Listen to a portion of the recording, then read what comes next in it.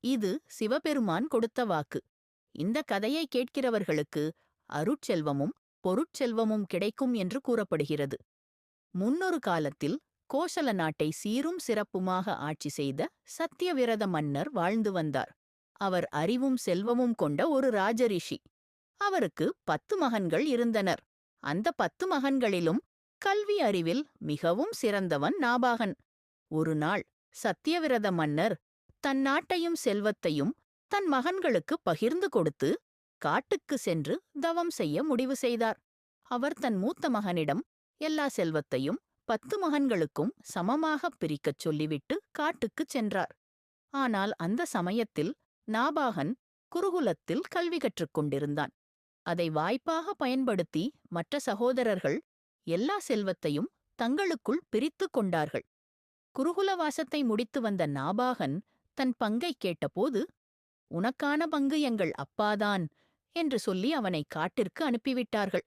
அதை கேட்ட நாபாகன் கோபப்படவில்லை. அவன் தன் தந்தையைத் தேடி காட்டிற்கு சென்றான். அங்கே சென்றபோது தன் தந்தை கடுமையான தவத்தில் இருந்தார். அவர் தவத்தை முடித்த பின் நாபாகன் நடந்த அனைத்தையும் கூறினான். அப்போது சத்தியவிரத மன்னர் சொன்னார், "இந்த காட்டில் சில முனிவர்கள் பெரிய யாகம் செய்து கொண்டிருக்கிறார்கள். அங்கே சென்று அவர்களுக்கு உதவி செய்." தந்தையின் சொல் கேட்டு நாபாகன் அந்த யாகத்தில் கலந்து கொண்டான். வேதங்களிலும் சாஸ்திரங்களிலும் தேர்ச்சி பெற்றிருந்ததால் அவன் சரியான மந்திரங்களை உச்சரித்து யாகத்தை வெற்றிகரமாக முடிக்க உதவினான். இதனால் மகிழ்ந்த முனிவர்கள் அங்கு இருந்த பொன் பொருள் அனைத்தையும் நாபாகனுக்கே பரிசாகக் கொடுத்தார்கள்.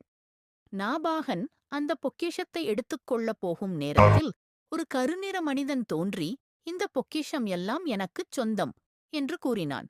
அதை கேட்ட நாபாகன் மீண்டும் தன் தந்தையிடம் சென்று கேட்டான். அப்போது சத்தியவிரத மன்னர் சொன்னார், "அவர் சாதாரண மனிதன் அல்ல. அவர் சிவபெருமான். யாகத்தில் மீதமுள்ள பொருள் அனைத்தும் சிவபெருமானுக்கே சொந்தம்." உடனே நாபாகன் திரும்பி சென்று அந்த பொக்கிஷத்தை சிவபெருமானுக்கே சமர்ப்பிக்க நினைத்தான். அந்த நேரத்தில் சிவபெருமான் தன் தெய்வீக உருவத்தில் அவனுக்கு காட்சி கொடுத்தார். நாபாகனின் நேர்மையும் தந்தை கட்டளையை மதிக்கும் பண்பையும் பார்த்த சிவபெருமான் மிகவும் மகிழ்ந்தார். பிறகு அவர் சொன்னார், "உன் உண்மையாலும் நேர்மையாலும் நான் மகிழ்ந்தேன். இந்த பொன்பொருள் அனைத்தையும் நீயே எடுத்துக்கொள். மேலும் உனக்கு அருட்செல்வமும் பொருட்செல்வமும் கிடைக்கும்."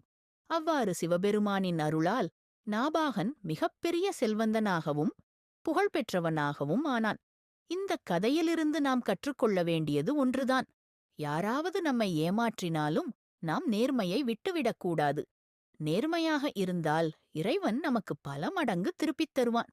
இந்த கதை உங்களுக்கு பிடிச்சிருந்தா வீடியோவுக்கு ஒரு லைக் போடுங்க. உங்க ஸ்நெஃபங்களோட ஷேர் பண்ணுங்க. இன்னும் பல கதைகள் பார்க்க சப்ஸ்கிரைப் பண்ணுங்க.